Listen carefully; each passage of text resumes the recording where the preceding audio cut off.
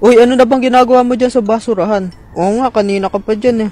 Huwag nga kayong epal dyan, may hinahanap akong importanteng bagay dito eh. Oh? Anong importanteng bagay yun? Basta, magagamit natin yun para hindi tayo maboring. A few inches later. Mga pre, ito na, nahanap ko na. Uy, nasa na? Patingin nga kami.